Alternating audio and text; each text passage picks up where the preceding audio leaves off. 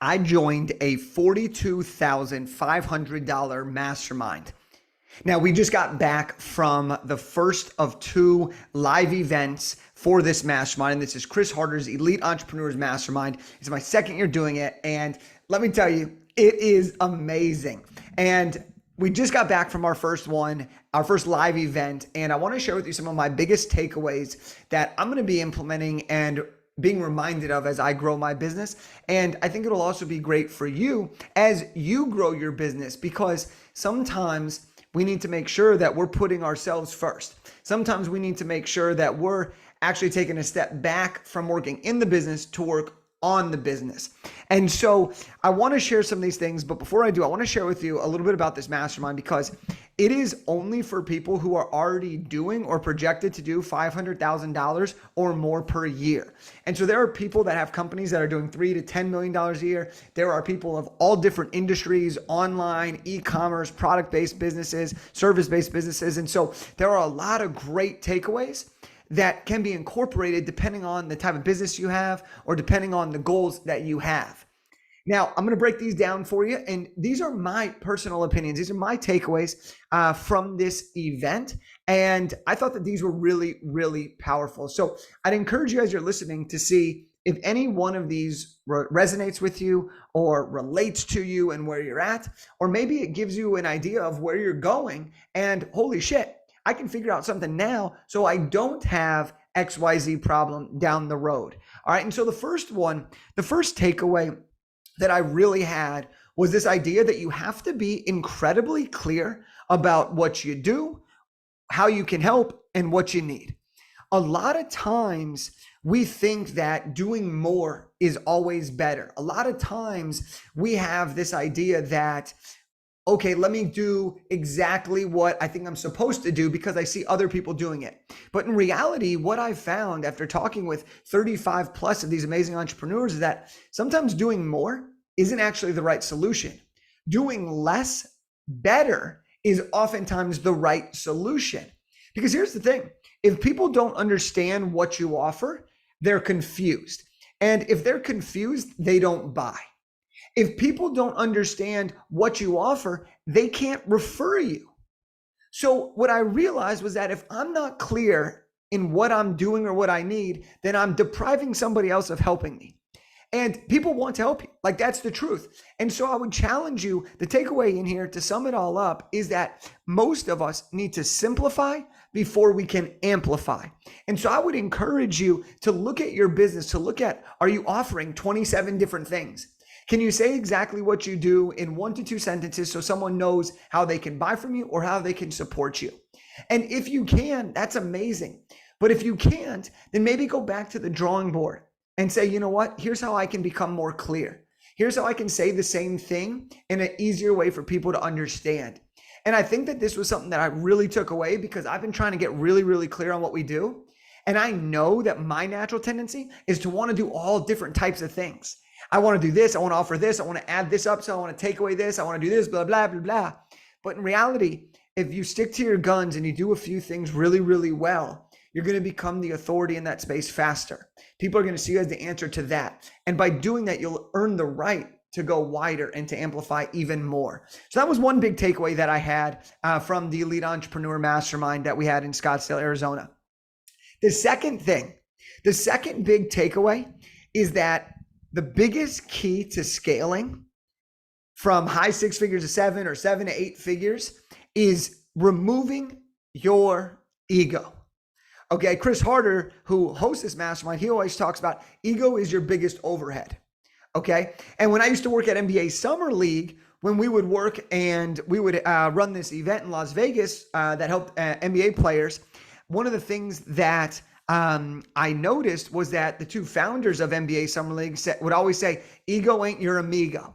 Okay. And this is so, so true. And while we were at this event, we didn't realize that a lot of our egos were coming into play, but we found out that they were oftentimes when it came to hiring, when it came time to scaling. And here's what I mean by this. A lot of people, and myself included, sometimes feel as the entrepreneur, we are the best person at what we do because that's what got us there. And so it's our baby, it's our business, it's our thing. And so it's hard to let other people do some of the things that we've been doing for so long.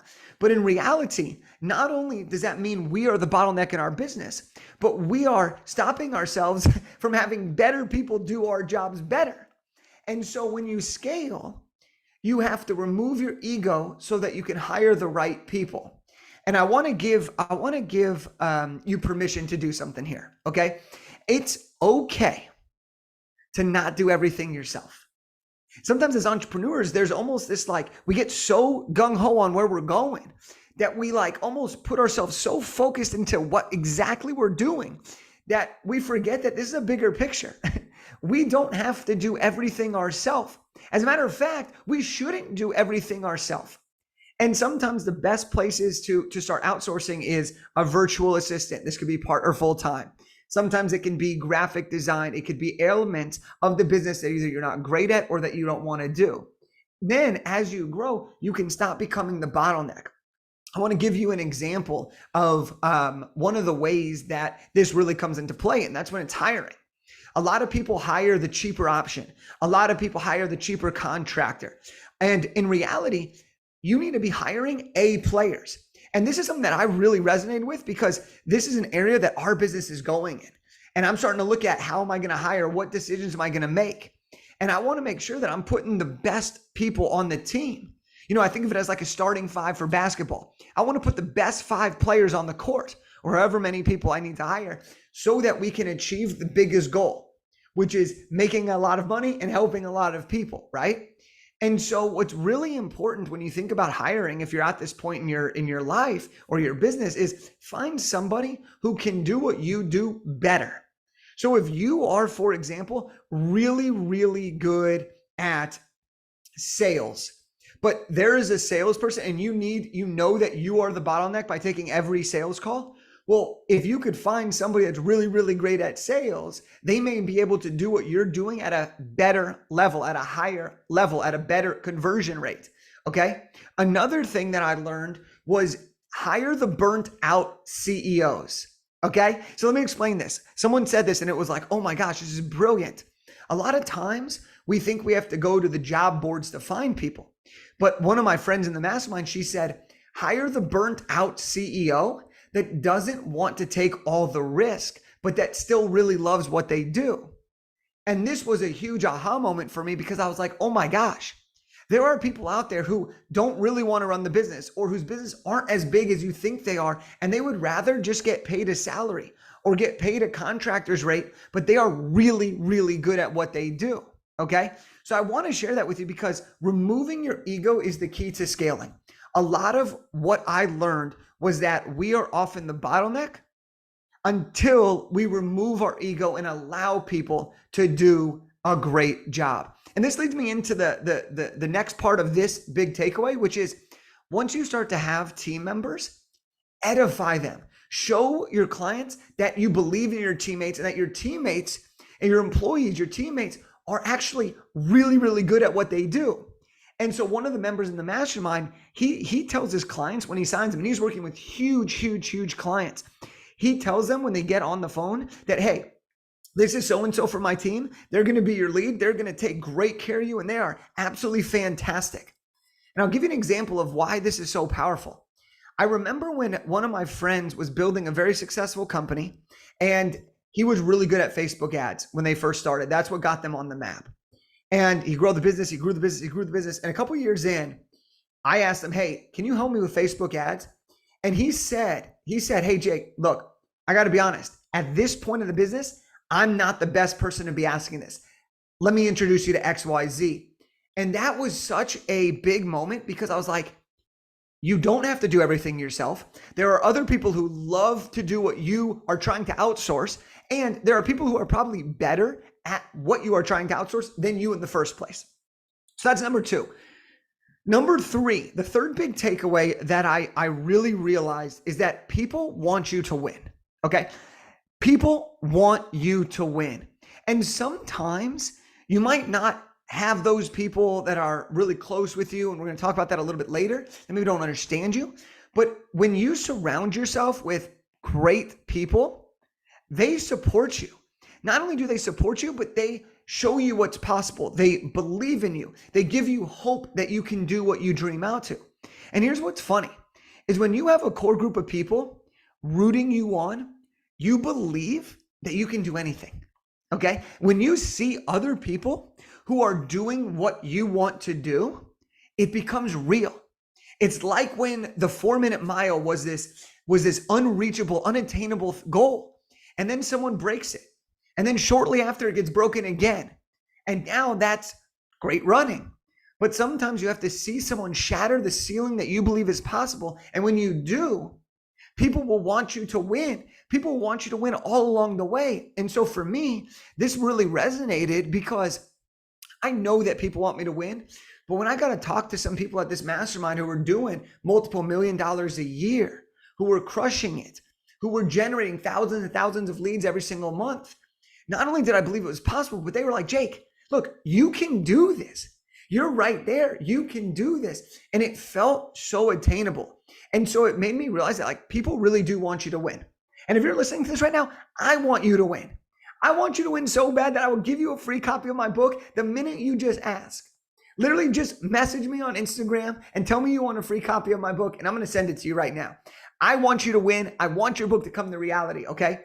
And I hope that I can serve as this inspiration for you because I know how good it feels when people tell me they want me to win.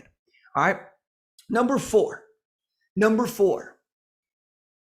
decide what you actually want in your life and in your business. I think that this is one of those things that we all just skip over, or we don't get clear enough. Or if we do feel clear, we don't check in every 3 months, 6 months, a year, 2 years, 3 years, and we're never fully in sync. All right, now I want to give an example of this. One of the speakers that we had speak to us was Dean Graziosi. Dean is partners with Tony Robbins, and Dean is incredibly successful. And he was like, he said so many great things, but one of the things that was hilarious that he said is he said, we're literally on a floating rock in outer space that spins around, and we're over here worrying about things that actually don't matter. Like, don't take life so seriously. And then he said, how many of you guys in this room wished you had the problems today 10 years ago? Wanting the big businesses, wanting to make more money, wanting all these things. And almost everybody raised their hand. They were like, yeah, 10 years ago, this is exactly what I wanted. He goes, look, you created the life that you always thought you wanted. So one, be grateful for where you're at, but two, get clear on where you actually want to go. And I was like, damn, that was big. That was really big because it's so important to get clear and to double check where we are on our clarity roadmap. Because what you start out as might not be where you finish. Where you're at today might change in 3 years. I was a single man when I started my business. Now I'm in a very committed relationship with the girlfriend that I love, thinking about my future. Who knows where I'll be in 5, 10 years? I hope to have kids, be married, right? So when I think about all of that, it really makes me understand like what was clear yesterday might not be clear tomorrow. And so it's important that you constantly figure out what do you actually want in life. Now, Dean also asked a question that I'm going to ask to you as well, which is this. Do you want to be a lifestyle entrepreneur or do you want to be an achievement-based entrepreneur? And the difference really is this. If you want to be a lifestyle, it's about building a business around the life you want to live, right? So how much money do you need to live the life you want to live? Well, calculate how much your dream life is going to cost you and then determine, well, how much money do I need to bring in the business to live that lifestyle? And once you do that, you don't have to do anything else. But the other side of it is like the achievement-based, the legacy-based. What is your metric? How many achievements do you want? Do you want to have, for example, do you want to have a $2 million a year business with 50% cash flow, profit margins? And that will allow you to live your dream life and that's perfectly okay? Or do you want to be the biggest business in your industry and you want to keep working, you're going to hire a bunch of employees and you're going to keep going and going and going until you hit that objective? Neither is right or wrong, but you have to get clear on what you want so that you can actually enjoy yourself, so that you're not constantly chasing something that you don't even actually desire. That was my big takeaway number 4. And then the final takeaway, and I save this one for last because I think sometimes we do take life a little bit too seriously. We do take our businesses a little too seriously. And sometimes it's great, but sometimes like we got to just come back to the fact that we're just humans trying to build something. We see a problem, we create a product, we create a book, we create a business to solve that problem. And in exchange, people give us money. And in exchange for that, we deliver an incredible service to change their life. Okay. Like we got to sometimes remember that. And here's the big takeaway, number 5. Everybody struggles with the same problems. Everybody in that room had something that we shared in relation to issues we had. For some people, it's their relationship issues. For some reason, for some people, it's their time management issues. For some people, it's spending too much time at work, not enough time with their kids. For some people, it's not having a friend group that understands what they're talking about. And one of the things that kept coming up over and over again was that sometimes as entrepreneurs, sometimes as people that are writing books, you don't have a circle of friends that understand what it is that you do. They don't understand what it is that your passions are. They're like, oh, you're writing a book. That's cute. Oh, you're building this business. That's cute. Right. And I think that it's so important because when you have a group of like-minded people together, you can have people that understand you. You can have people that support you. You know, one of the things that some of the members were talking about, I was like, look, they did a multiple $100,000 launch, but they couldn't go tell their friend that they grew up with because of the guilt or because they wouldn't understand them or because they didn't really get it or it would have just taken a lot of energy. But they come to this group and it's like, we're celebrating that. We're celebrating the $1 million a year, the $5 million a year. We're celebrating going from 4 days a week to 2 days a week and then having all those extra days to do whatever you want with. So that's like something that's really important, is that was one of the biggest problems that a lot of people have, is that there's not enough connection. And then sometimes we don't always have people to talk to. And so I'd encourage you, find a mastermind like the one we're in, like find a mastermind, invest in a coaching program, be surrounded with people doing the same things. That's one of the things our clients love the most about Big Idea to Bestseller, is they get to write a book with other people. They get to talk about the challenges they're facing and they get to go through that together. They get to celebrate each other's wins. They know how good it feels when someone finishes their chapter, how good it feels when you finish your rough draft. And sometimes other people can't relate to that. And so I thought that was a really, really big thing. People are nervous about how to hire people. People are nervous and people are put so much pressure on themselves as entrepreneurs. And it reminded me, like, we don't have to have it all figured out at one time. And so as we kind of start to wrap this up, I want to recap the 5 takeaways. And that's this. Number 1 is be clear in what you do and what you need. Okay. Number 2 is removing your ego is the key to scaling. Number 3 is people want you to win. Number 4 is decide what you actually want in life so that you can actually build the thing that will get you there. And the last one is that everybody struggles with similar problems. All right. Look, to bring this full circle, no matter what your ambition is in life, no matter what you've built today or what you want to build tomorrow, I want you to remember this. When you're around great people, you can have and do a lot of amazingly cool and wonderful things and create these experiences. All right, Chris Harder, the coach of this whole mastermind who put this whole thing together, he has a quote that says, when good people make good money, they can do great things.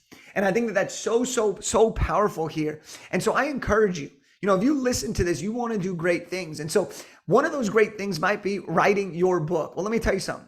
This is the year you make that happen. This is the time that you say yes to yourself. This is the time where you no longer struggle about where to begin or how to go through the process. This is no longer the time where you aren't sure of what you want to do. This isn't the time where you aren't sure if you have people that will support you. We will help you every step of the way. And so if you want to write a book, I will give you my book for free. Big Idea to Bestseller. I will give you my book for free. Hit the link down below or message me and tell me you want a free book and we will take care of you. But that's what I got for today. Let's go out there. Let's do something great and let's make some magic happen. Let's go.